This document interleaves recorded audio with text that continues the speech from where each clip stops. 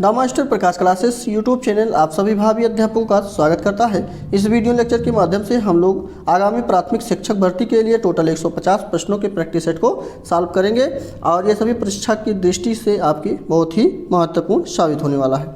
तो चलिए स्टार्ट करते हैं। आज का पहला प्रश्न और दूसरा प्रश्न ये इस गद्यांश से दिया गया है। गद्यांश यहाँ दिया गया है, आप लोग इस गद्यांश को अच्छे से पढ़ेंगे। इस संसार में दो प्रकार के व्यक्ति होते हैं, एक वे जो कर्म में विश्वास करते हैं, दूसरे वे जो पहाड़ों का सीना चीरकर वहाँ से शीतल जल की नदियाँ निकाल देते हैं। इस प्रकार से इस गद्यांश को पूरा पढ़ना है आप लोग को। ये गद्यांश का पहला पेज था, इसको आप लोग अच्छे से पढ़िए। उम्मीद है पढ़ लिए होंगे। आगे बढ़ते हैं, तो इसको भी पढ़िएगा। नहीं पढ़ पा रहे हैं वीडियो को पॉज करिए और आराम से पढ़ लीजिएगा। चलिए देखते हैं क्वेश्चन को। और क्वेश्चन पहला ही क्वेश्चन है आपकी स्क्रीन पर। गद्यांश में अपनी बात को सिद्ध करने के लिए नए नए तर्क देने वाले को क्या कहा गया है?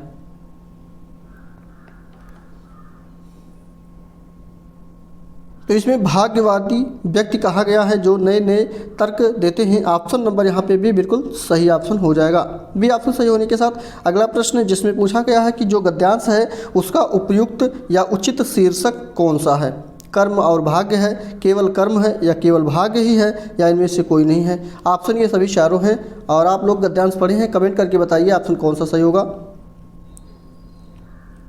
कमेंट बॉक्स में आप लोग भी जो भी आंसर आता हो फटाफट लिखते चलिए।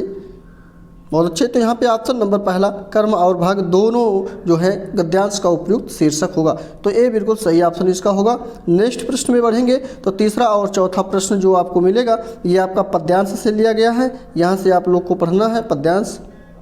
ये पहला पेज है जिसका।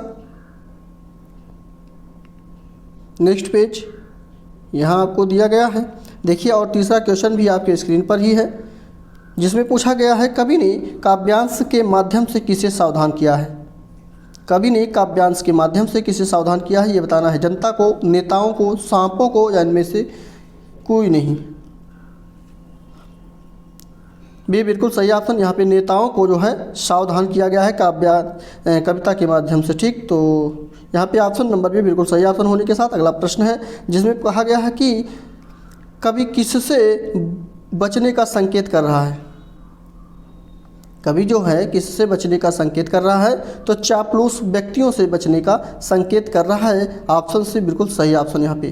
ठीक, पद्यांश पढ़े होंगे आप लोग, स्पष्ट आंसर मिल रहा है, कोई इसमें ये दिक्कत नहीं है। चलिए देखते हैं नेक्स्ट पांचवा प्रश्न है। ग्रामर से स्टार्ट पोर्शन हो गया। यहाँ पे दशानन शब्द का पर्यायवाची बताना है। दशानन शब्द का पर्यायवाची अर्थात रावण से इसका संबंध है। ऑप्शन नंबर भी बिल्कुल सही ऑप्शन यहाँ पे हो जाएगा। रावण का जो पर्यायवाची होता है उसको दशानन होता है। ठीक, या दशानन का पर्यायवाची रावण कह सकते हैं। भी बिल्कुल सही ऑप्शन होने के साथ अगले प्रश्न की तरफ बढ़ते हैं। इसमें है बंदर, सिंह और विष्णु शब्दों के लिए प्रयुक्त होने वाला एक शब्द कौन सा है? जो तीनों शब्दों के लिए प्रयोग होता है एक शब्द, उसे क्या कहा जाता है?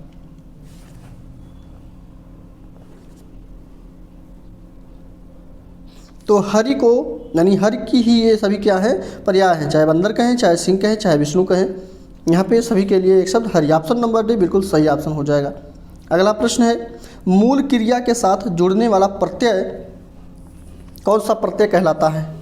जो मूल क्रिया के साथ जुड़ता है प्रत्यय तमाम प्रत्यय के प्रकार आप लोग पढ़े होंगे। ठीक, तो यहाँ पे बताइए जो मूल क्रिया के साथ प्रत्यय जुड़ता है वो कौन सा प्रत्यय कहलाता है? तो उसको कृदंत प्रत्यय कहते हैं। ऑप्शन नंबर यहाँ पे ए बिल्कुल सही ऑप्शन। क्लियर? चलिए, बहुत अच्छे। नेक्स्ट प्रश्न की तरफ बढ़ते हैं और अगला प्रश्न है आपकी स्क्रीन पर। जन्मजात से प्रयुक्त समास का नाम बताइए। यानी ये शब्द जो लिखा गया है जन्मजात, इसमें कौन सा समास है उसका नाम बताना है। कर्म तत्पुरुष है, अधिकरण तत्पुरुष है, करण तत्पुरुष है, या फिर अपादान तत्पुरुष है? आठवें का ऑप्शन नंबर सी यहाँ पे करण है। ऑप्शन नंबर सी बिल्कुल सही ऑप्शन हो जाएगा। और उसी के साथ अगला प्रश्न है सूर्योदय हुआ और कुहासा जाता रहा। सूर्योदय हुआ और कुहासा जाता रहा, इसमें आपको वाक्य का भेद बताना है, किस प्रकार का ये वाक्य है। बहुत अच्छा क्वेश्चन है और ये संयुक्त वाक्य है। ऑप्शन नंबर यहाँ पे ए बिल्कुल सही ऑप्शन हो जाएगा।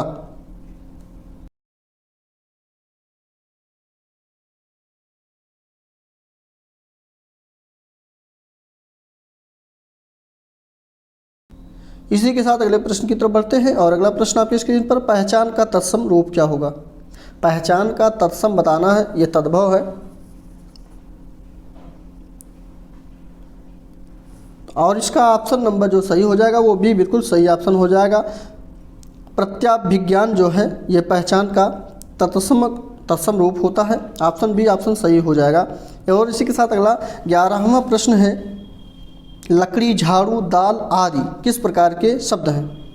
चलिए आप लोग कमेंट करके बताइए इस प्रश्न का ऑप्शन कौन सा सही होगा। ये लकड़ी शब्द, झाड़ू और दाल जो शब्द है ये कौन से किस प्रकार के शब्द हैं। विदेश शब्द हैं, देशज शब्द हैं, यौगिक है या फिर तत्सम है। 11वें का कमेंट करके आप लोग को बताइए, आप लोग बताइए कौन सा ऑप्शन इसका सही होगा। चलिए बहुत अच्छे। तो यहाँ पे ऑप्शन नंबर बी ये देशज शब्द है। क्या शब्द है? देशज। ऑप्शन नंबर बी बिल्कुल सही ऑप्शन हो जाएगा।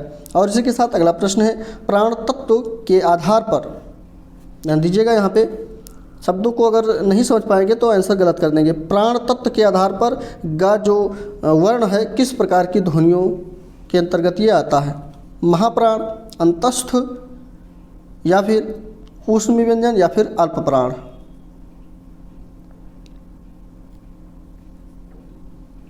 तो ये जो है गस वर्ण जो आता है ये प्राण तत्व के आधार पर अल्प प्राण ध्वनि कहलाता है। ऑप्शन नंबर यहाँ पे डी आपका बिल्कुल सही ऑप्शन हो जाएगा। अल्प प्राण बिल्कुल सही होगा। क्लियर। चलिए थोड़ा ध्यान से देखिएगा। इसके बाद अगला प्रश्न आपका स्क्रीन पर, श्रृंगार रस के कितने भेद हैं। श्रृंगार रस के भेद बताना है। तो श्रृंगार रस के 2 भेद होते हैं, सभी को मालूम है। श्रृंगार रस के अंतर्गत आने वाले 2 भेद के नाम है, एक है संयोग, दूसरा है वियोग। संयोग का तात्पर्य है जब मिलाप होता है और वियोग का तात्पर्य है जब एक दूसरे से बिछड़ते हैं। ठीक, तो ये संयोग रस के प्रकार हैं। ऑप्शन नंबर यहाँ पे 2, पहला ऑप्शन बिल्कुल सही हो जाएगा। और इसी के साथ अगले प्रश्न की तरफ बढ़ते हैं। अगला प्रश्न आपके स्क्रीन पर है, जिसने नींद पर विजय प्राप्त कर ली हो उसके लिए एक शब्द कौन सा होगा। नींद पर विजय प्राप्त करने की बात यहाँ पे किया गया है, ध्यान दीजिएगा। और ऑप्शन नंबर इसका जो सही होगा वो सी बिल्कुल सही ऑप्शन हो जाएगा, गुंडाकेश हो जाएगा। कौन सा? गुंडाकेश हो जाएगा।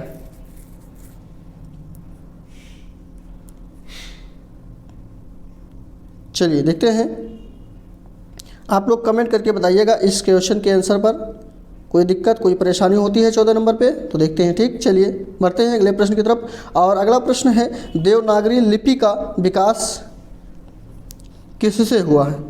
मराठी से, ब्राह्मी से, खरोष्टी से या फिर फारसी से। 15वें का ऑप्शन नंबर यहाँ पे जो सही है वो ऑप्शन नंबर बी बिल्कुल सही ऑप्शन हो जाएगा। ब्राह्मी ऑप्शन बिल्कुल सही हो जाएगा। और बी ऑप्शन सही होने के साथ हिंदी के 15 प्रश्नों को हम लोग यहाँ पे कवर कर चुके हैं। और अब अगला पोर्शन जो स्टार्ट होता है वो इंग्लिश का पोर्शन स्टार्ट होता है। और इंग्लिश का 16 से 18 नंबर प्रश्न के क्वेश्चन के आंसर जो है पैसेज के रूप में दिया गया है। पैसेज को पढ़ेंगे तब क्वेश्चन के आंसर को बना पाएंगे। चलिए देखते हैं, पैसेज ये आपके स्क्रीन पर है, इसको अच्छी तरह से पढ़िएगा। और हमारे साथ जो लगातार बने हुए हैं, पूनम श्याम, रोसाली, लकी, गजेंद्र, अयान, अमित, सूरज, राजेश कुमार, बीपी सिंह, अजय कुमार, धर्मवीर और प्रिया, माया, नंदनी, आप सभी का बहुत बहुत स्वागत है। ऐसे ही आप लोग बने रहिए और वीडियो को अपने साथियों को साथ, सगे संबंधियों के साथ शेयर करते रहिए जिससे कि उनको भी प्रैक्टिस सेट का लाभ मिलता रहे। तो चलिए, उम्मीद है कि गद्यांश को भी आप लोग पढ़ लिए होंगे। क्वेश्चन की तरफ बढ़ते हैं। 16 नंबर का प्रश्न है आपकी स्क्रीन पर। इसमें जो पैसेज का टाइटल है, मुख्य टाइटल क्या है ये पूछा गया है। तो यहाँ पे ऑप्शन नंबर इसका जो सही हो जाएगा 16 नंबर का वो सी बिल्कुल सही ऑप्शन हो जाएगा। ठीक, देखिए आप लोग का कमेंट आता है कि सर इंग्लिश के, मैथ के, रीजनिंग के क्वेश्चन को नहीं कराते हैं। तो इसका क्वेश्चन प्रैक्टिस सेट आपको अलग से मिल रहा होगा, मैथ का, रीजनिंग का भी। वहाँ पर आप लोग प्ले लिस्ट में जा कर के वीडियो को देख लिया करें, ठीक है, क्योंकि यहाँ पे बताने लगेंगे तो वीडियो लंबा हो जाएगा और आप लोग भी बोर हो जाएंगे। तो वहाँ पे आप लोग प्ले लिस्ट में जाइए, रीजनिंग की, मैथ की क्लासें वहाँ पर इसी प्रैक्टिस सेट का जो स्किप किया जाता है उसको वहाँ पे बताया जाता है, आप लोग वहाँ से देख लिया करेंगे। ठीक है, चलिए 17 नंबर प्रश्न according to Gandhi ji one can serve the society. तो यहाँ पे 17 नंबर का क्वेश्चन का आंसर जो होगा वो ऑप्शन नंबर आपका कौन सा सही होगा, तो डी ऑप्शन यहाँ पे बिल्कुल सही हो जाएगा। और इसी के साथ अगला प्रश्न है, Gandhi ji never believed in, यानी गांधी जी किसमें विश्वास नहीं कभी नहीं किए थे, तो ऑप्शन डी बिल्कुल सही ऑप्शन। इसी के साथ नेक्स्ट प्रश्न है 19 से और 20 नंबर का प्रश्न, ये आपके पोयम से लिया गया है और पोयम आपके स्क्रीन पर ही है, देखिए यहाँ से पढ़ना है यहाँ तक, उसके बाद 19 और 20 नंबर का प्रश्न क्वेश्चन आंसर बनाना है। तो यहाँ पे आई जो शब्द, ये पोयम में आई एक शब्द लिखा गया है, ये आई का मतलब क्या है, what is I in the poem, कविता में आई क्या है, तो यहाँ पे पोएट है, रैन है, नेचर है या फिर हेवन है। तो यहाँ पे ऑप्शन 19 का जो सही हो जाएगा वो ऑप्शन नंबर बी बिल्कुल सही ऑप्शन हो जाएगा, यानी कि द ट्रेन हो जाएगा। और ये जो आर्टिकल द लगा हुआ है ये क्यों लगा है कमेंट करके आप लोग बताएंगे, ये आर्टिकल द का प्रयोग इन शब्दों के पहले क्यों होता है, कमेंट बॉक्स में इसको आप लोग को लिखना है। क्लियर, चलिए नेक्स्ट प्रश्न की तरफ बढ़ते हैं और अगला प्रश्न आपका है कि the train calls itself the dotted silver threads edge. तो 20 नंबर का क्वेश्चन नंबर ऑप्शन नंबर यहाँ पे पहला ही ऑप्शन आपका बिल्कुल सही हो जाएगा। और उसी के साथ नेक्स्ट प्रश्न है 21 से लेकर के 30 प्रश्नों के आंसर आपको डायरेक्ट देना ही है। पहले क्वेश्चन में यानी 21 नंबर प्रश्न में आपको नरेशन बदलना है, डायरेक्ट से इनडायरेक्ट में चेंज करना है। और सेंटेंस है आपका ये, इसको पढ़िए और क्वेश्चन के आंसर चारों ऑप्शन दिए गए हैं, बताइए कौन सा ऑप्शन सही हो जाएगा। और उम्मीद है कि पूरा ऑप्शन आपको दिख रहा होगा। तो 21 नंबर का पहला ऑप्शन बिल्कुल सही हो जाएगा। इसी के साथ नेक्स्ट प्रश्न है, यहाँ पे आपको एक्टिव से पैसिव वॉइस में चेंज करना है। सेंटेंस ये है आपका,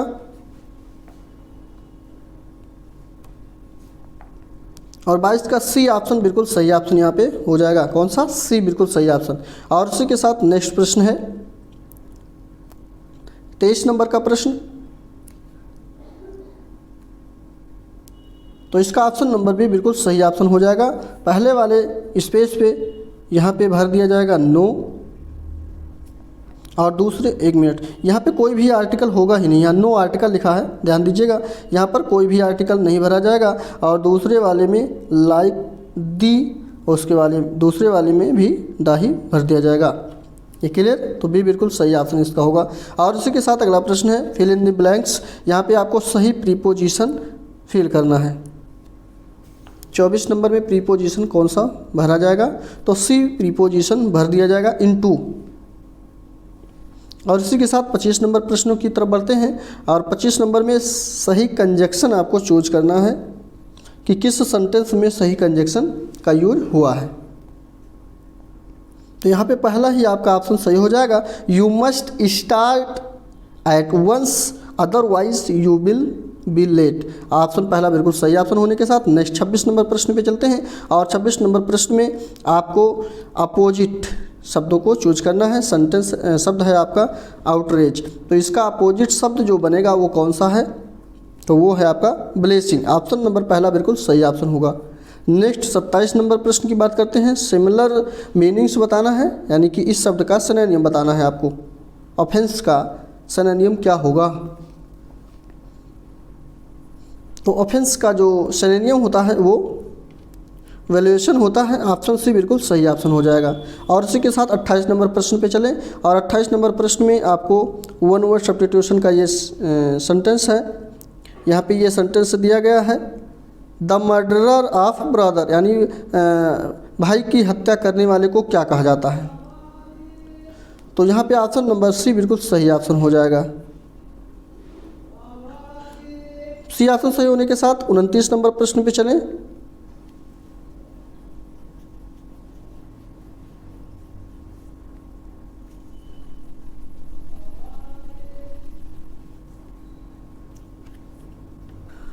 इसमें भी सेम, यहाँ पर भी एडियम फ्रेज है। यहाँ पे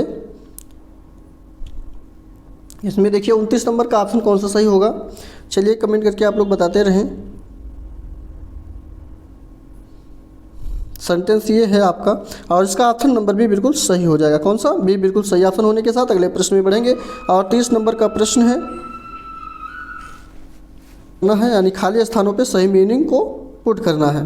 30वें नंबर का प्रश्न, ऑप्शन नंबर यहाँ पे जो भर दिया जाएगा पहले वाले में भरा जाएगा आपका मस्ट, और दूसरे वाले में भर दिया जाएगा। ठीक, तो यहाँ पे देखिए मस्ट और में, डी ऑप्शन बिल्कुल सही ऑप्शन सही हो जाएगा। और उसी के साथ अगला पोर्शन जो आपका स्टार्ट होता है, ये संस्कृत का पोर्शन है। संस्कृत के केवल ऑप्शन को हम बताएंगे, आप लोग हमारे ऑप्शन के साथ मिलान करते रहिएगा और देखिएगा कि 10 प्रश्नों में आपके कितने प्रश्न सही बन रहे हैं। चलिए, यहाँ पे जो अंडरलाइन शब्द किया गया है जगदीशा, इसमें आपको संधि विच्छेद करना है। इसकी संधि विच्छेद किस प्रकार से होगा, तो इसका ऑप्शन नंबर पहला जगत प्लस ईसा बिल्कुल सही ऑप्शन हो जाएगा, यानी ए बिल्कुल सही ऑप्शन हो जाएगा। और इसी के साथ अगला प्रश्न जो है आपका, इसमें शीतल जलम शब्द का समासिक विग्रह कौन सा सही होगा। शीतल जलम का ऑप्शन नंबर पहला शीतलम जलम बिल्कुल सही ऑप्शन हो जाएगा। इसका जो समास विग्रह होगा ये पहला बिल्कुल सही ऑप्शन हो गया है। और इसी के साथ नेक्स्ट 33 नंबर प्रश्न की बात करें तो इसमें आपको प्रत्येक किस प्रत्यय का प्रयोग हुआ है ये बताना है। जैसे पक्षिणा लिखा हुआ है, पक्षिणा, तो इसमें कौन सा प्रत्यय का प्रयोग हुआ है, तो यहाँ पे इन प्रत्यय का प्रयोग हुआ है। ऑप्शन नंबर यहाँ पे बी बिल्कुल सही ऑप्शन। नेक्स्ट है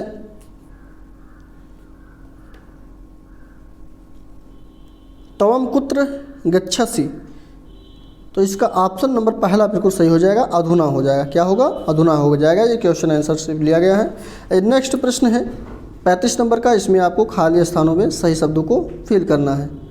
तो यहाँ पे सी ऑप्शन वही बिल्कुल ऑप्शन सही हो जाएगा, ये ऑप्शन को यहाँ पे फिल किया जाएगा। इसी के साथ अगला प्रश्न आपका 36 नंबर का प्रश्न है, ऑप्शन नंबर भी बिल्कुल सही ऑप्शन, यहाँ पे छात्रान बिल्कुल सही ऑप्शन भर दिया जाएगा। छात्रा के स्थान पर क्या होगा? छात्रान हो जाएगा। अगला प्रश्न है 37वें नंबर का प्रश्न है, ऑप्शन नंबर पहला ही यहाँ पे सही होगा, तवम, अहम कुत्र गच्छासि तवम।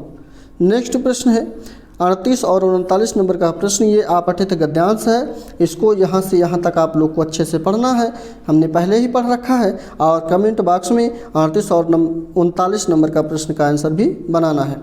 और 38 नंबर का प्रश्न आपके स्क्रीन पर ही है, यहाँ पे देखिए कौन सा ऑप्शन इसका सही हो जाएगा। ऑप्शन नंबर भी बिल्कुल सही ऑप्शन इसका हो जाएगा, यहाँ पे ये बिल्कुल सही है। नेक्स्ट प्रश्न है आपका 39 नंबर का प्रश्न, और 39 नंबर का प्रश्न में पहला ही आपका ऑप्शन सही होगा।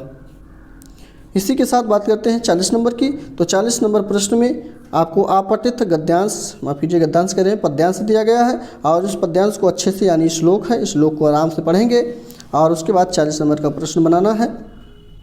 तो यहाँ पे पहला ही ऑप्शन आपका सही हो जाएगा, जो हृदय ग्रंथि है बिल्कुल सही ऑप्शन हो जाएगा। ठीक, चलिए बहुत अच्छे, हम लोग यहाँ पे 40 प्रश्नों को कर चुके हैं। और 41वां प्रश्न आपका स्टार्ट होता है साइंस से। साइंस के प्रश्नों की बात करते हैं तो यहाँ पे किसी वस्तु की जो विरामावस्था होती है उसके लिए दूरी समय ग्राफ की बात करते हैं, तो इनमें से कौन सा ऑप्शन सही हो जाएगा। ध्यान दीजिएगा, ध्यान नहीं देंगे तो गलत कर देंगे आप लोग। यहाँ पे दिया गया है दूरी और समय के ग्राफ को कौन प्रदर्शित कर रहा है। क्वेश्चन अच्छा है। तो दूरी और समय की बात करते हैं तो यहाँ पे ऑप्शन नंबर आपका पहला ही सही हो जाएगा। यहाँ पे दूरी और समय क्या है, सब सही तरीके से जो है दर्शाया गया है। और इसी के साथ अगला प्रश्न आपका है कि यदि किसी प्रिज्म पर आपतित किरण के आपतन कोण जिसका मान आई है को बढ़ाया जाता है तो विचलन कोण पर क्या प्रभाव पड़ता है। चलिए कमेंट करके बताइए ऑप्शन कौन सा इसका सही हो जाएगा। पहला नियत रहेगा, दूसरा यानी बी घटेगा, सी बढ़ेगा, डी शून्य हो जाएगा। 41 नंबर का प्रश्न है, आप लोग को कमेंट करके बताना है। तो यहाँ पे विचलन कोण लैम्डा का मान पूछा गया है, ठीक है, तो इसका मान बताना है। तो इसका मान हमेशा क्या होगा, घटता है। ठीक, तो ऑप्शन नंबर यहाँ पे भी बिल्कुल सही ऑप्शन हो जाएगा। और उसी के साथ अगला प्रश्न है 43 नंबर का प्रश्न। इसमें कहा गया है कि किसी वस्तु पर 1 न्यूटन का बल लगाने से उसमें 10 मीटर पर सेकंड स्क्वायर का त्वरण उत्पन्न हो जाता है, तो वस्तु का द्रव्यमान कितना है, यानी वस्तु का वजन अच्छा माफ़ कीजिए, वजन नहीं द्रव्यमान पूछा गया है, वजन दूसरा चीज़ होता है। तो यहाँ पे यफ बराबर आप लोग को सभी को पता है, यफ बराबर यम में होता ही है, ठीक, ये बल का जो है फार्मूला है। तो यम का मान आपको ज्ञात करना है, द्रव्यमान गुणित त्वरण होता है, तो यम का आपको मान ज्ञात करना है। तो यम बराबर जो आप लोग निकालेंगे तो यम बराबर यफ अपान क्या हो जाएगा, ए हो जाएगा। तो यहाँ पे मान रख देंगे, कोई दिक्कत नहीं है। तो 10 न्यूटन जो है ऊपर हो जाएगा क्योंकि ये बल है, और 10 न्यूटन का बल ही तो लग रहा है। देखिए यहाँ पे 10 न्यूटन माफ़ कीजिए 1 न्यूटन का बल लग रहा है, लेकिन इसको जो है हम लोग जब चेंज करेंगे तो ये न्यूटन में हो जाएगा, ठीक। 1 मिनट क्लियर कर देते हैं।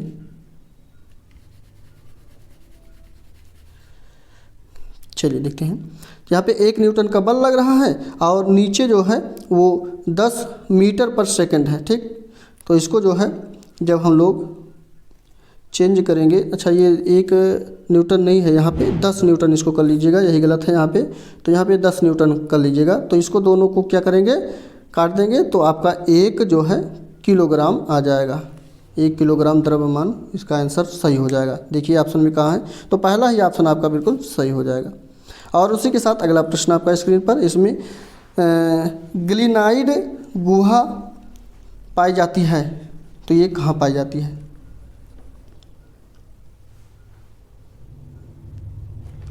इसका ऑप्शन जो सही हो जाएगा 44 नंबर का बी बिल्कुल सही ऑप्शन हो जाएगा। ये अंश मेखला में जो है ग्लिनाइड या ग्लिनाइड गुहा पाई जाती है। ऑप्शन नंबर बी बिल्कुल सही ऑप्शन होगा। नेक्स्ट प्रश्न की बात करें तो विटामिन के स्रोत कौन से हैं। फूल गोभी है, पालक है, सोयाबीन है, या ये सभी हैं। विटामिन के की बात करते हैं तो यहाँ पे ऑप्शन नंबर आपका जो सही हो जाएगा वो डी बिल्कुल सही ऑप्शन हो जाएगा। चाहे वो फूल गोभी हो, पालक हो, सोयाबीन हो, ये सभी में विटामिन के पाया जाता है। ऑप्शन डी बिल्कुल सही ऑप्शन होगा। अगला प्रश्न है, तंबाकू में कौन सा हानिकारक पदार्थ होता है जो हृदय की गति को प्रभावित करता है। तो ये तो इजी प्रश्न है, सभी को मालूम है। तंबाकू में निकोटीन मादक पदार्थ पाया जाता है जो हृदय की गति को प्रभावित करता है। ऑप्शन नंबर यहाँ पे भी बिल्कुल सही ऑप्शन हो जाएगा। नेक्स्ट प्रश्न पे चलेंगे और अगला प्रश्न है, आप लोग को कमेंट करके बताना है कि भारत में किस वर्ष को हरित क्रांति का वर्ष कहा जाता है। चलिए बताइए फटाफट, ऑप्शन आपके स्क्रीन पर ही है, कमेंट करके बताइए कौन सा ऑप्शन सही हो जाएगा। 47 का ऑप्शन नंबर बात करें यहाँ पे 1968 को भारत में हरित क्रांति वर्ष मनाया जाता था। ऑप्शन नंबर यहाँ पे 1968 बिल्कुल सही ऑप्शन हो जाएगा। और इसी के साथ अगला प्रश्न आपके स्क्रीन पर है, किस धातु को प्रकाश विद्युत सेल में युक्त के रूप में प्रयोग किया जाता है। टंगस्टन, सीजियम, रुबिडियम और जस्ता। 48 नंबर का प्रश्न, ऑप्शन नंबर यहाँ पे जो है आपका बी बिल्कुल सही ऑप्शन, सीजियम जो है इसी को प्रकाश विद्युत सेल के में जो है युक्ति के रूप में प्रयोग किया जाता है। ऑप्शन नंबर यहाँ पे बी बिल्कुल सही ऑप्शन, सीजियम बिल्कुल सही हो जाएगा। और इसी के साथ नेक्स्ट प्रश्न है, अगला प्रश्न है आपके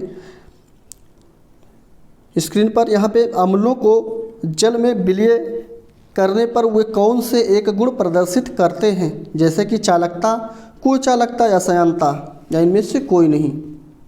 तो जब भी अम्लों को जल में विलय किया जाता है तो उनमें जो गुण होता है वो कौन सा प्रदर्शित करते हैं, विद्युत मतलब चालकता का कह सकते हैं। ऑप्शन नंबर यहाँ पे पहला ही आपका सही हो जाएगा, चालकता का गुण को ये प्रदर्शित करने लगते हैं। कौन, अम्ल। अगला प्रश्न आपका है, एक पदार्थ के अणु या परमाणु यानी कि अणुओं या परमाणुओं की गति के कारण कौन सी ऊर्जा उत्पन्न होती है। तो यहाँ पे ऊर्जा जो होती है उसको ऊष्मीय ऊर्जा कहा जाता है। ऑप्शन नंबर भी बिल्कुल सही ऑप्शन, ये कण के माध्यम से एक दूसरे में ट्रांसफर होते रहते हैं, जिसको ऊष्मीय ऊर्जा का नाम दिया गया है। इसी के साथ अगला प्रश्न है, गणित का स्टार्ट होता है और गणित को अभी हमने पहले ही बता दिया और अब भी बता दे रहे हैं। आप लोग देखिए प्ले लिस्ट में जाकर देखिए, सुपर टेट के मैथ को क्लासेस चल रही हैं, वहाँ पे सर के द्वारा पढ़ाया जाता है। 20 प्रश्नों को आप लोग वहाँ से अच्छी तरह से समझकर पढ़ लीजिएगा, ठीक है। नहीं पढ़ना चाहते तो कोई बात नहीं, खुद लगाना चाहते तो हमारे Telegram channel the master Prakash classes को सर्च करके फॉलो कर लीजिए। वहाँ से ये सेम हुबहू ऐसे ही PDF आपको वहाँ से प्राप्त हो जाएगा, आप लोग वहाँ से खुद सॉल्व कर सकते हैं। चलिए, ये सूचना थी।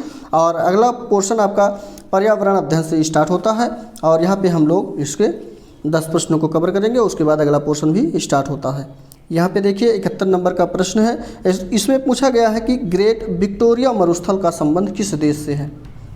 कह सकते हैं कि ग्रेट विक्टोरिया जो मरुस्थल है ये कहाँ पे स्थित है। तो ये ऑप्शन नंबर सी बिल्कुल सही ऑप्शन हो जाएगा। ये ऑस्ट्रेलिया महाद्वीप में स्थित है ग्रेट विक्टोरिया मरुस्थल। ऑप्शन नंबर सी बिल्कुल सही ऑप्शन होने के साथ अगला प्रश्न है आपके स्क्रीन पर, दक्षिण गंगा के नाम से किस नदी को जाना जाता है। और ये अपने भारत में ही है, कोई अलग कहीं नहीं है। दक्षिण गंगा वानी की कह सकते हैं भारत। दक्षिण गंगा के नाम से किस नदी को जाना जाता है। 72 नंबर का प्रश्न, ऑप्शन नंबर बी बिल्कुल सही ऑप्शन। यहाँ पे गोदावरी को दक्षिण गंगा के नाम से जाना जाता है। अगला प्रश्न आपके स्क्रीन पर है, द्वितीय गोलमेज सम्मेलन में कांग्रेस के प्रतिनिधि के रूप में किसने भाग लिया था। द्वितीय गोलमेज सम्मेलन में कांग्रेस की तरफ से भाग लेने वाले, हिस्सा लेने वाले जो हैं उनका नाम महात्मा गांधी। ऑप्शन नंबर पहला बिल्कुल महात्मा गांधी जी थे, जो सिर्फ केवल दूसरे गोलमेज सम्मेलन में भाग लिए थे। और कभी कभी आप लोग के प्रश्नों में पूछा जाता है, पेपर में पूछ लिया जाता है कि तीनों गोलमेज सम्मेलनों में किसने भाग लिया है। ये आप लोग को कमेंट करके बताना है। ऑप्शन में ही आपके है वो ऑप्शन जो तीनों गोलमेज सम्मेलनों में भाग लिए थे। तो इसका कमेंट करके आप लोग को आंसर बताना है कि किसने तीनों गोलमेज सम्मेलनों में भाग लिया था। चलिए नेक्स्ट प्रश्न की तरफ बढ़ते हैं और अगला प्रश्न आपके स्क्रीन पर, रामकृष्ण मिशन की स्थापना किसने की थी। तो यहाँ पर भी बिल्कुल स्वामी विवेकानंद के द्वारा रामकृष्ण मिशन की स्थापना की गई है। ऑप्शन भी बिल्कुल सही हो जाएगा। और उसी के साथ नेक्स्ट प्रश्न है कि राज्य के जो नीति निर्देशक तत्व हैं उनका मुख्य उद्देश्य क्या है। राज्य के नीति निर्देशक तत्वों का मुख्य उद्देश्य है आर्थिक और सामाजिक लोकतंत्र की स्थापना करना। ऑप्शन नंबर यहाँ पे भी बिल्कुल सही ऑप्शन हो जाएगा। नेक्स्ट प्रश्न है, भारत सरकार प्राधिकरण के अधीन सीमा सड़क संगठन का निर्माण कब किया गया था। यहाँ पे सीमा सड़क संगठन का निर्माण कब किया गया, वो भी भारत सरकार प्राधिकरण के अधीन। यहाँ पे ऑप्शन नंबर भी बिल्कुल सही ऑप्शन हो जाएगा। 1960 में इसकी स्थापना होती है और भी बिल्कुल सही ऑप्शन होगा। अगला प्रश्न है, राष्ट्रीय जनसंख्या आयोग की स्थापना कब और किस उद्देश्य से की गई थी। ये भी अच्छा प्रश्न है। राष्ट्रीय जनसंख्या आयोग की बात किया गया है और इम्पॉर्टेंट प्रश्न है आपका, इस पर आप लोग बिल्कुल नोट करके रखेंगे। ये बिल्कुल सही ऑप्शन 2000 जनसंख्या नीति की रूपरेखा तैयार करने के लिए इस यानी कि राष्ट्रीय जनसंख्या आयोग की स्थापना की गई। ऑप्शन नंबर यहाँ पे जो है ये बिल्कुल सही ऑप्शन हो जाएगा। यहाँ पे ये जो 2000 लिखा गया है ये सन है, ध्यान रखिएगा, ठीक है। नहीं, सन 2000 में जनसंख्या नीति की रूपरेखा तैयार करने के लिए इसकी स्थापना की गई।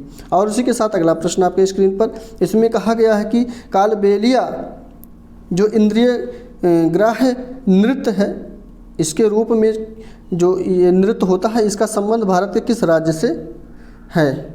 महाराष्ट्र है, गुजरात है, मध्य प्रदेश से है या फिर राजस्थान से है।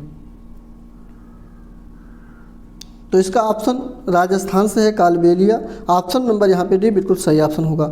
नेक्स्ट प्रश्न की बात करते हैं, चिपको आंदोलन का प्रारंभ कब और किस राज्य में हुआ था। चिपको आंदोलन आपको तो आप लोग को पता होगा।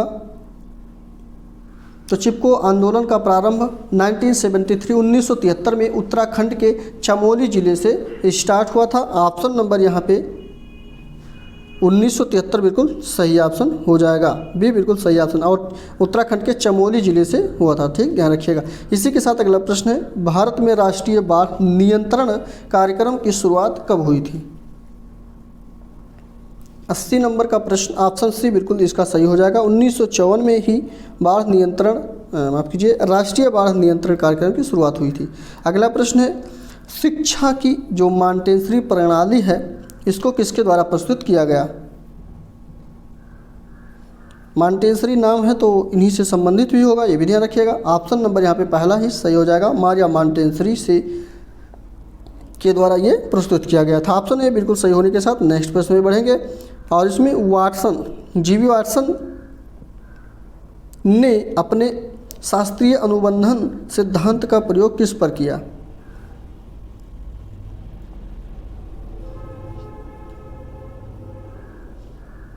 चलिए बताइए आंसर कौन सा सही हो जाएगा।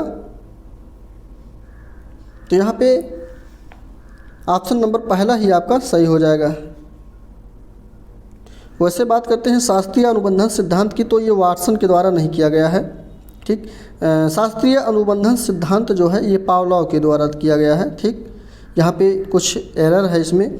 तो शास्त्रीय अनुबंधन सिद्धांत जो दिया गया है वो कुत्ते पर दिया गया है और ये किसके द्वारा दिया गया है? ये इवेन पावलोव के द्वारा दिया गया है। जीवी वाटसन के द्वारा जो है ये जो है व्यवहार से संबंधित थे और इन्होंने अपना जो है क्या कहते हैं क्रिया प्रसूत का सिद्धांत दिया है, ये ध्यान रखिएगा। इस क्वेश्चन में थोड़ा एरर है तो यहाँ पे इसको जो है पावलोव कर लीजिएगा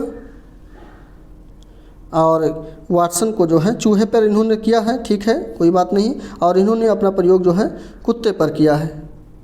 किस पे किया है? कुत्ते पर किया है और इन्होंने जो है क्रिया प्रसूत का सिद्धांत दिया है, ये भी ध्यान रखिएगा, ठीक। चलिए उम्मीद है कि दोनों क्वेश्चन समझ में आ गया होगा। इसी के साथ अगला प्रश्न है आपका, कोहलर के अंतर्दृष्टि सिद्धांत का शैक्षिक महत्व क्या होता है?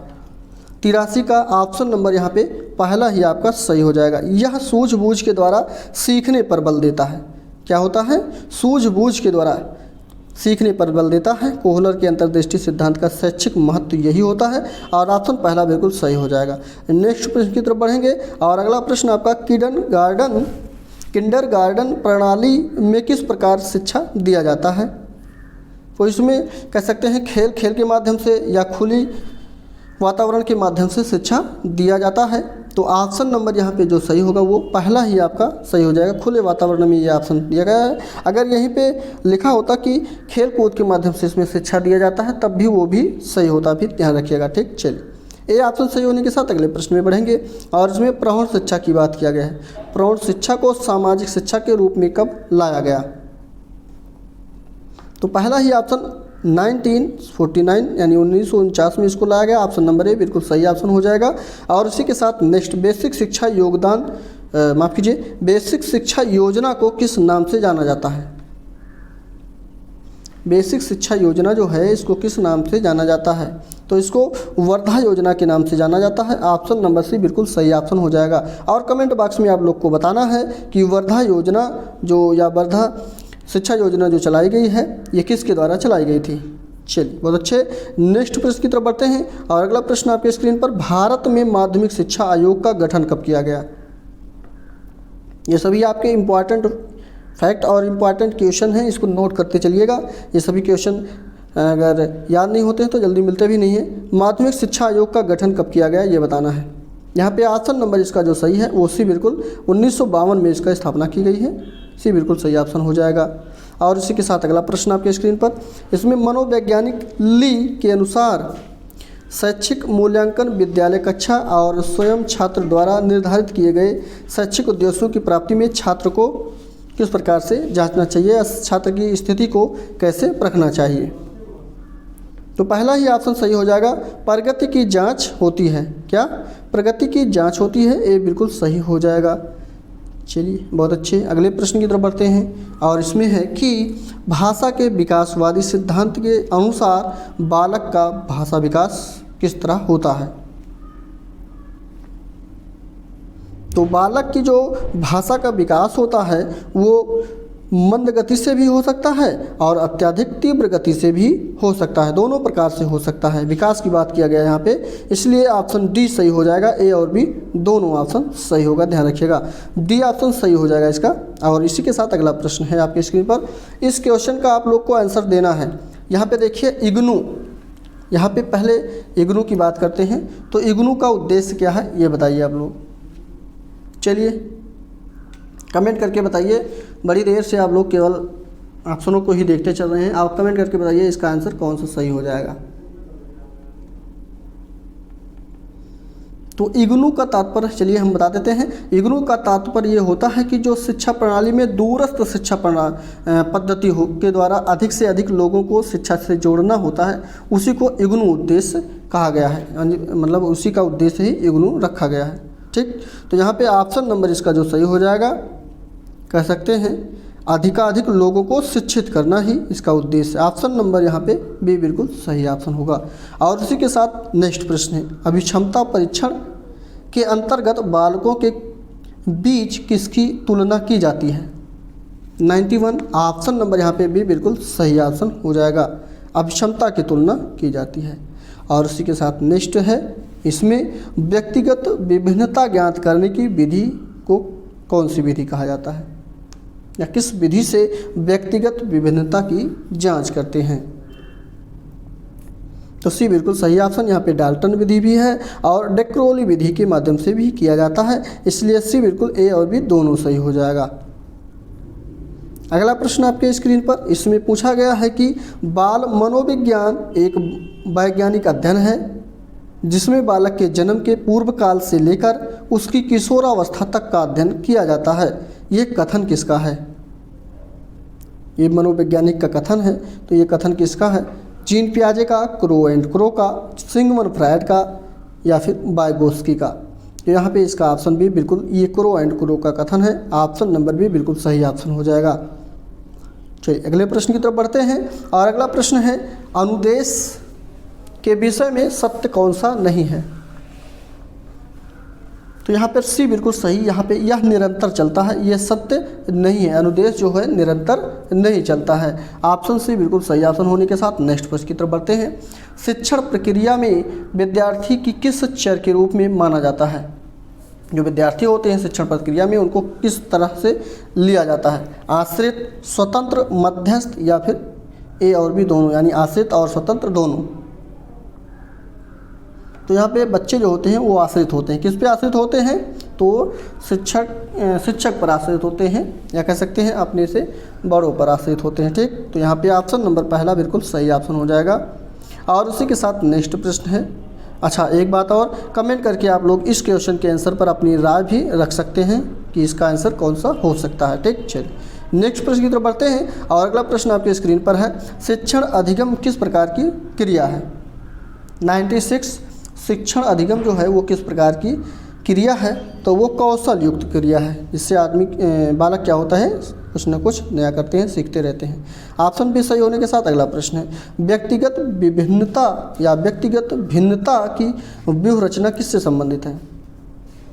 तो यहाँ पर सी अभिक्रमिक अनुदेश से संबंधित है। सी बिल्कुल सही ऑप्शन हो जाएगा।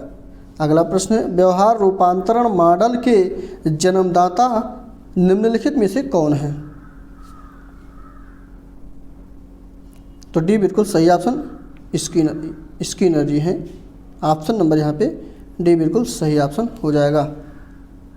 एक मिनट, आप लोग को हम एक क्वेश्चन संभवतः करवाए हैं और वहाँ पे क्वेश्चन मिला था, थोड़ा गलत हो गया था।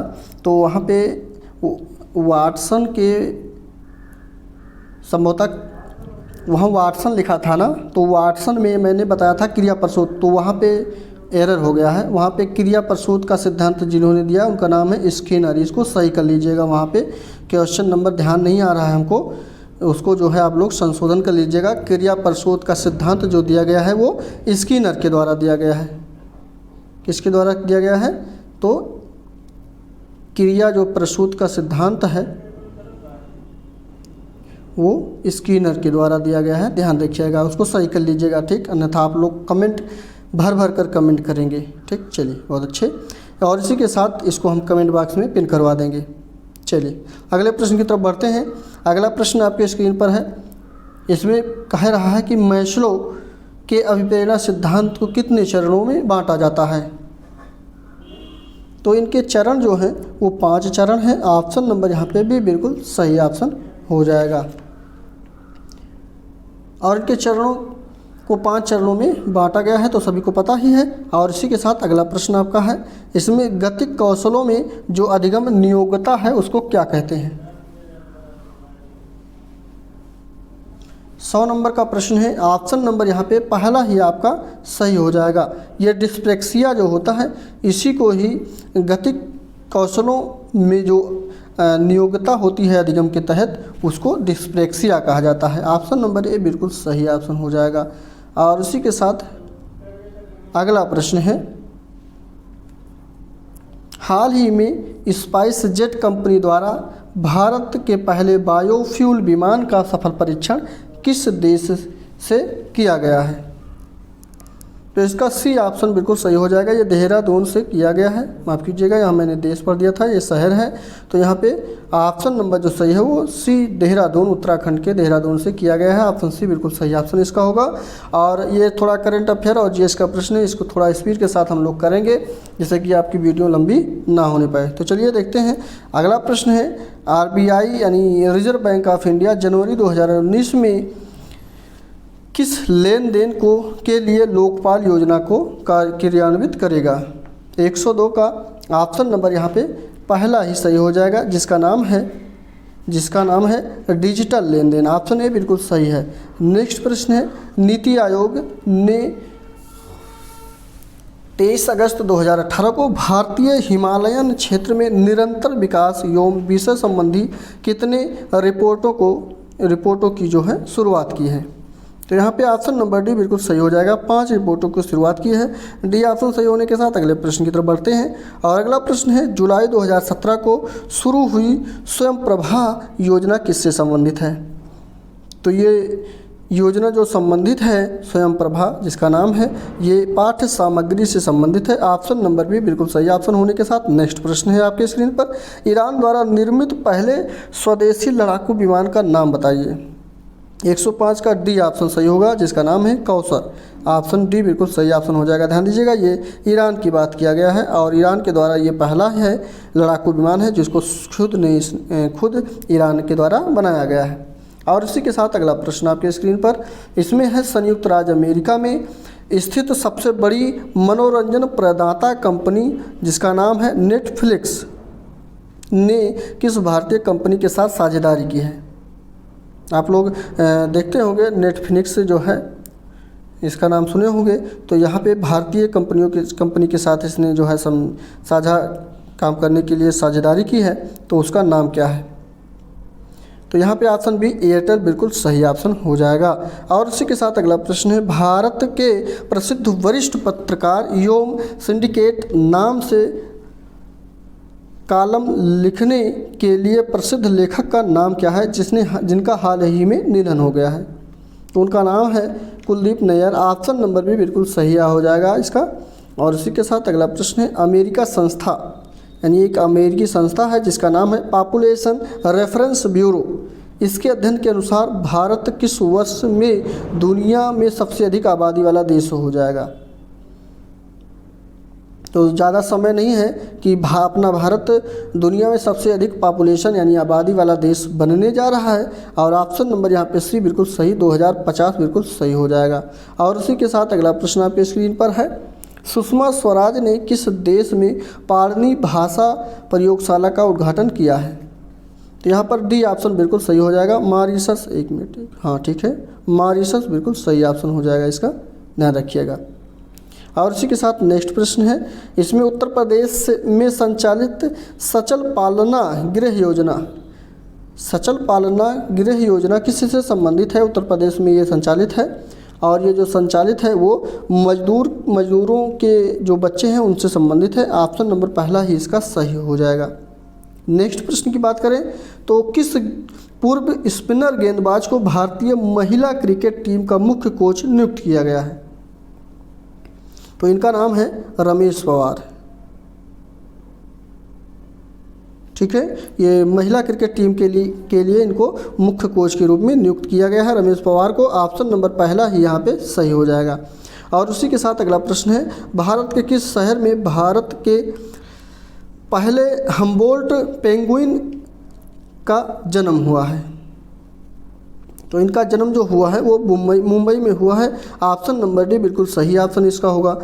अगला प्रश्न, किस देश में परमाणु संधि समाप्त किए जाने के बाद अमेरिका ने एक्शन ग्रुप बनाने की घोषणा की है? तो यहाँ पर सी ईरान बिल्कुल सही ऑप्शन हो जाएगा। इसी के साथ अगला प्रश्न है कारबिलान, ध्यान दीजिएगा, कारबिलान कप किस खेल से संबंधित है, ये पूछा गया है। तो यहाँ पे ऑप्शन सी बिल्कुल, यहाँ पे महिला जो टेबल टेनिस होती है इसी से संबंधित कारबिलान कप संबंध है। ऑप्शन सी बिल्कुल सही ऑप्शन इसका हो जाएगा। अगला प्रश्न है कि किस स्टॉक एक्सचेंज ने NHAI मसाला ब्रांड का शुभारंभ किया है। तो यहाँ पे ऑप्शन नंबर इसका भी बिल्कुल सही हो जाएगा। लंदन स्टॉक एक्सचेंज के द्वारा इस मसाला ब्रांड का शुभारंभ किया गया है। ऑप्शन नंबर जो है भी बिल्कुल सही हो जाएगा। और उसी के साथ अगला प्रश्न आपका है, एक बात और, कभी कभी पूछा जाता है कि एशिया का सबसे पुराना जो है स्टॉक एक्सचेंज कौन सा है। तो यहाँ ध्यान दीजिएगा, मुंबई स्टॉक एक्सचेंज जो है ये एशिया का सबसे पुराना और अभी भी सबसे बड़ा स्टॉक एक्सचेंज है, ध्यान रखिएगा। ऑप्शन ए बिल्कुल सही है इसका, माफ़ कीजिए बी, लेकिन इसका ऑप्शन क्वेश्चन के अनुसार सही होगा। नेक्स्ट है good man to tycoon the untold story of Baba Ramdev, इसके लेखक कौन हैं। ऑप्शन है आपका प्रियंका चोपड़ा, प्रियंका भारती, प्रियंका पाठक नारायण या इनमें से कोई नहीं। तो इसके लेखक हैं प्रियंका पाठक नारायण। ऑप्शन नंबर यहाँ पे सी बिल्कुल सही ऑप्शन। और इसी के साथ अगला प्रश्न है विश्व सुंदरी प्रतियोगिता का आयोजन किस संस्था के द्वारा किया जाता है। तो बी बिल्कुल सही ऑप्शन यहाँ पे हो जाएगा। मिस वर्ल्ड संगठन के द्वारा विश्व सुंदरी प्रतियोगिता का आयोजन किया जाता है। ऑप्शन नंबर भी बिल्कुल सही हो जाएगा। और इसी के साथ नेक्स्ट रजत रंगड़ी नामक पुस्तक की रचना किसके द्वारा की गई है। तो यहाँ पे देखिए इसका ऑप्शन नंबर पहला ही सही हो जाएगा, कल्हण के द्वारा इस पुस्तक की रचना की गई है। अगला प्रश्न है कि भारत रत्न प्राप्त करने वाले प्रथम विदेशी का नाम बताइए। तो यहाँ पे ऑप्शन सी बिल्कुल इस प्रश्न का सही हो जाएगा, खान अब्दुल गफ्फार खान। लाल कुर्ती के संपादक हैं, मतलब लाल कुर्ती जो आंदोलन चला था उसको चलाने वाले इन्हीं का नाम है खान अब्दुल गफ्फार खान। और सीमांत गांधी के नाम से भी इन्हीं को जाना जाता है, ये भी ध्यान रखिएगा। इन्हीं को ही भारत रत्न से प्राप्त प्रथम विदेशी कहा जाता है या माना जाता है। ऑप्शन नंबर ए बिल्कुल, माफ़ कीजिए ए कह रहे हैं, सी बिल्कुल सही हो जाएगा। और इसी के साथ अगला प्रश्न है आपकी स्क्रीन पर, हरगोविंद खुराना को किस क्षेत्र में विशिष्ट योगदान के लिए नोबेल पुरस्कार दिया गया है। तो यहाँ पे पहला ही चिकित्सा एवं शारीरिक विज्ञान के लिए इनको दिया गया है, ये बिल्कुल सही ऑप्शन हो जाएगा। अगला प्रश्न है कि भारत में प्रकाशित होने वाला प्रथम समाचार पत्र का नाम क्या था। तो यहाँ पे ऑप्शन नंबर सी बिल्कुल बंगाल गजट के नाम से भारत में पहला समाचार पत्र प्रकाशित हुआ था और ये जो था मराठी में था। ठीक, हिंदी की बात करते हैं तो हिंदी में प्रकाशित पहला समाचार पत्र जो था उसका नाम उदंड मातंड था, ये भी ध्यान रखिएगा, क्वेश्चन में ये भी पूछा जा सकता है। और उसी के साथ अगला प्रश्न आपके स्क्रीन पर है, इसमें फ्रांसीसी क्रांति किस वर्ष हुई थी। फ्रांसीसी क्रांति जो हुई थी वो 1789 में हुई थी। ऑप्शन नंबर भी बिल्कुल सही ऑप्शन होगा। और इसी के साथ नेक्स्ट प्रश्न आपके स्क्रीन पर है, उत्तर प्रदेश में अधिकतम क्षेत्रफल वाला जनपद कौन सा है। तो यहाँ पे ऑप्शन नंबर जो है सबसे अधिक क्षेत्रफल की बात किया गया है, तो क्षेत्रफल के हिसाब से लखीमपुर खीरी उत्तर प्रदेश का सबसे बड़ा जनपद है। ऑप्शन नंबर डी बिल्कुल सही ऑप्शन इसका होगा। और अगला प्रश्न आपका, दादा साहेब फाल्के पुरस्कार किस मंत्रालय के द्वारा दिया जाता है। अच्छा प्रश्न है, ऑप्शन नंबर सी बिल्कुल सही ऑप्शन, सूचना एवं प्रसारण मंत्रालय के द्वारा दादा साहेब फाल्के पुरस्कार दिया जाता है और ये फिल्म से संबंधित पुरस्कार है, ये भी ध्यान रखिएगा।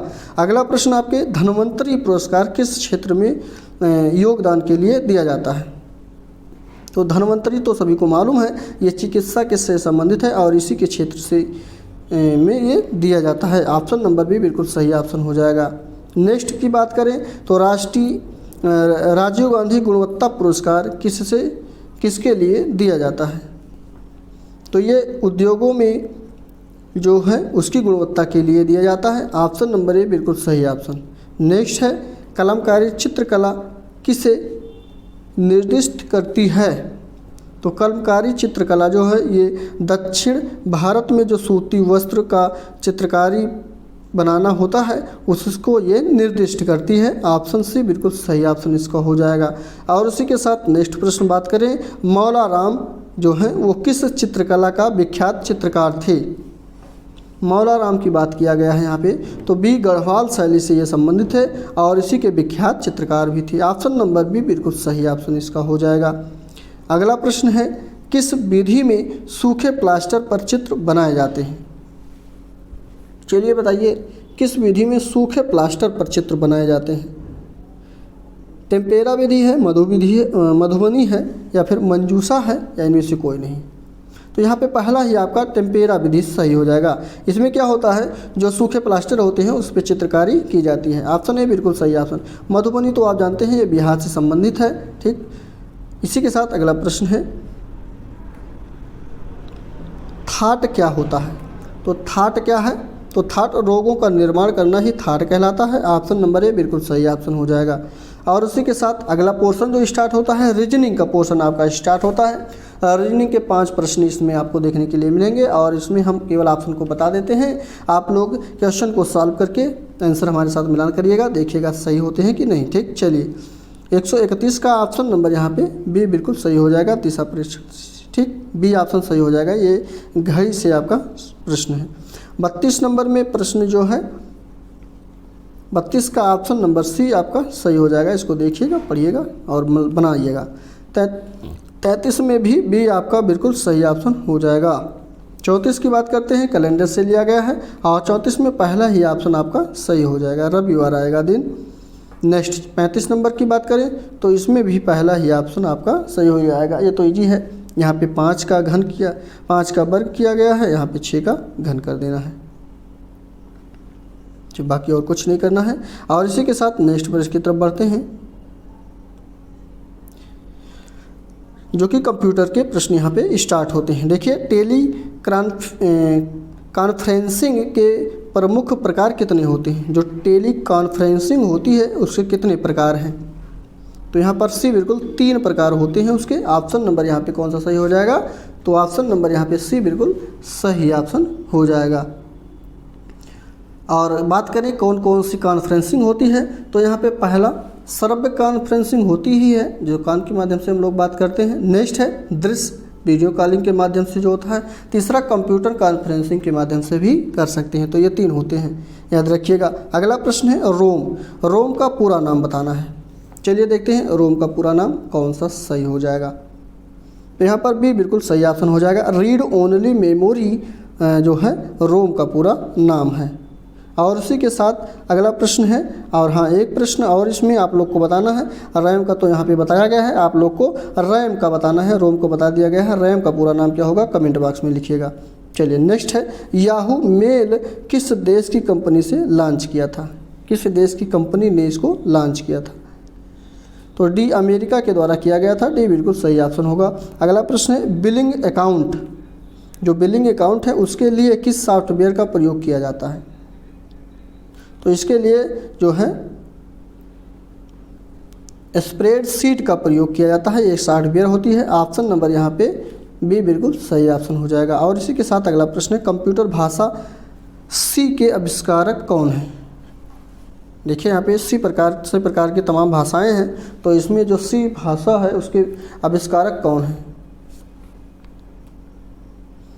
चलिए देखते हैं। ऑप्शन नंबर यहाँ पे 40 का जो सही हो जाएगा वो आपका ए ऑप्शन पहला बिल्कुल सही हो जाएगा। डेनिस रिची के द्वारा इसकी जो है आविष्कार किया गया है। ऑप्शन नंबर ए बिल्कुल सही हो जाएगा। नेक्स्ट प्रश्न आपके स्क्रीन पर, एक संतुलित आहार की क्या विशेषता है? 140 नंबर का प्रश्न हो गया है। 141वें नंबर प्रश्न पे चलते हैं और ये भाषा विकास अभिव्यक्ति के प्रश्न यहाँ पे स्टार्ट हो चुके हैं।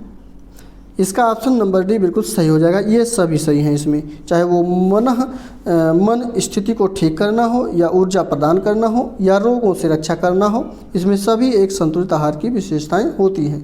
डी ऑप्शन सही होने के साथ नेक्स्ट पे चलेंगे। और व्यावसायिक नैतिकता के प्रकार कौन से हैं? तो इसमें जो प्रकार हैं वो सी ए और बी दोनों हैं, चाहे वो प्रमाणिक हो या वर्णनात्मक हो। ऑप्शन नंबर सी बिल्कुल सही ऑप्शन इसका हो जाएगा। इसी के साथ अगला प्रश्न है, पेशेवर नैतिकता की बात करें तो पेशेवर नैतिकता के मानक में कौन शामिल होता है? 143 यानी 143 नंबर का प्रश्न, ऑप्शन नंबर पहला ही व्यक्तिगत और कॉरपोरेट मानक इसमें शामिल होता है पेशेवर नैतिकता में। तो ऑप्शन नंबर ए बिल्कुल सही हो जाएगा। और इसी के साथ अगला प्रश्न आपके स्क्रीन पर है कि दोहरे कारक सिद्धांत के प्रतिपादक किसने किया था। तो इसके सिद्धांत के प्रतिपादक जो हैं फ्रेडरिक हर्ज़बर्ग जी हैं। ऑप्शन नंबर पहला ही सही हो जाएगा इसका। इसी के साथ नेक्स्ट प्रश्न है, एडवर्ड डेसी और रिचर्ड रायन द्वारा विकसित आत्मसंकल्प के सिद्धांत पर आधारित कौन सा है। वह प्रेरणा है, आंतरिक प्रेरणा है, नैतिक प्रेरणा या फिर आत्म उत्थान है। तो यहाँ पे ऑप्शन बी जो आंतरिक प्रेरणा है ये इस सिद्धांत से संबंधित है। ऑप्शन नंबर बी बिल्कुल सही ऑप्शन हो जाएगा। अगला प्रश्न है, अध्यापक किस प्रकार के मूल्यों का वाहक होता है। तो अध्यापक तो आंतरिक मूल्यों का भी होता है और बाह्य मूल्यों का भी होता है, लेकिन बात करते हैं ऑप्शन नंबर यहाँ पे डी सही हो जाएगा। देखिए दो ऑप्शन यहाँ पे ए और बी दोनों दिया है तो डी बिल्कुल सही हो जाएगा। वैसे नैतिक मूल्यों की बात करते हैं तो नैतिक मूल्यों की जो सामाजिक स्थितियाँ होती है उस प्रकार से होती है, लेकिन यहाँ पे अध्यापक की बात किया गया है इसलिए डी बिल्कुल सही ऑप्शन हो जाएगा। और इसी के साथ अगला प्रश्न आपके स्क्रीन पर, सफल शिक्षण की सबसे अनिवार्य शर्त क्या है। तो सफल शिक्षण की सबसे अनिवार्य शर्त जो है वो पहला ही ऑप्शन आपका सही होगा, संचार कौशल है। ऑप्शन नंबर ए बिल्कुल सही ऑप्शन हो जाएगा। इसी के साथ अगला प्रश्न आपके स्क्रीन पर, भारतीय संविधान में स्वतंत्रता का अधिकार से संबंधित अनुच्छेद कितने हैं। स्वतंत्रता से संबंधित अधिकार की बात किया गया है तो ऑप्शन नंबर सी बिल्कुल सही है। यहाँ पे 14 से लेकर के 18 तक स्वतंत्रता से संबंधित अधिकार हैं, यानी स्वतंत्रता का अधिकार जो है 14 अनुच्छेद 14 से लेकर 18 तक है, 4 अनुच्छेद हैं। ऑप्शन नंबर यहाँ पे जो है सी बिल्कुल सही ऑप्शन होगा। और इसी के साथ अगला प्रश्न आपके स्क्रीन पर है,